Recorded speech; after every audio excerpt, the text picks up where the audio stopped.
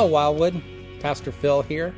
And the title of my devotional today is Loving Others is Not a Suggestion. And it's from 1 John chapter 4, verses 20 and 21. And those verses say, if someone says, I love God, and hates his brother, he is a liar. For he who does not love his brother whom he has seen, how can he love God whom he has not seen?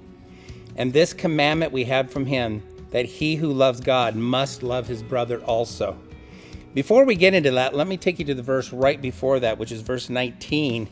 And he says, we love him because he first loved us. We love him. That's a great statement, isn't it? John is declaring what should be the heart of every true follower of Jesus Christ. Simply and boldly put, we love him. Spurgeon said this. He said, this is a fact for every true follower of Jesus. There is no exception to this rule.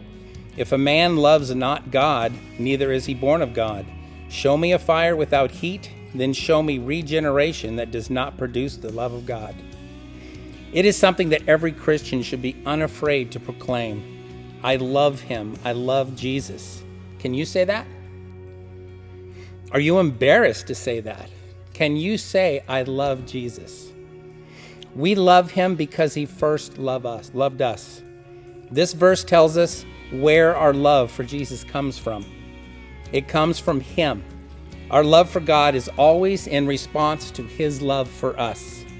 He initiates and we respond. We never have to draw God to us. Instead, he draws us to himself.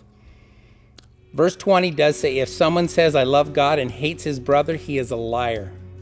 For he who does not love his brother whom he has seen, how can he love God whom he has not seen? Hates his brother. That's some pretty harsh language. But John accurately insists that our claim of loving God is false if we don't also love our brother.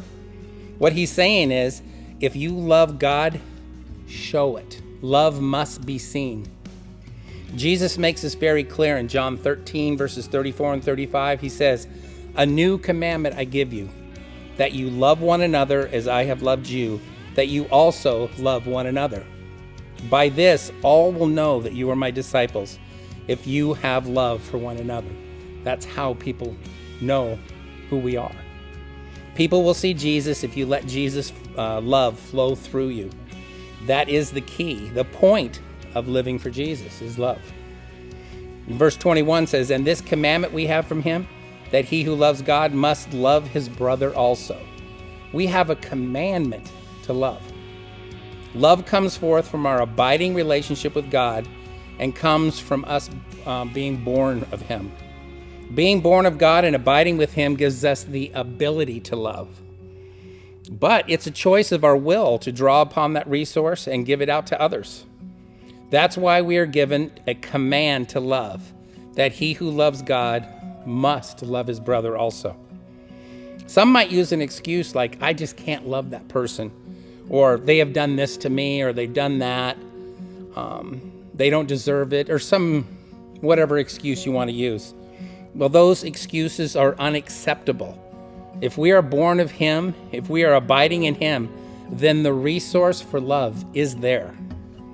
It is up to us to respond to his command with our will and our whole being. One more point. We can also learn how to love God by loving people. One might say, I want to love God more. I want to grow in my love for him. But how can I do that?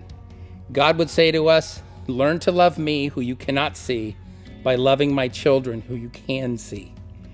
Matthew 5:23 and 24 says, therefore, if you bring your gift to the altar and there remember that your brother has something against you, leave your gift there before the altar and go your way. First be reconciled to your brother and then come and offer your gift. God is more pleased when you get it right with your brother than bringing a sacrifice of praise to him. Remember, Jesus didn't die on the cross, raise again on the third day, so you could live a life that's all about you. We are called to live our lives before God doing his will, and his will for our lives is to love. Love your brothers and your sisters as Christ loved you. That is the love. That is a love that is endless. Amen?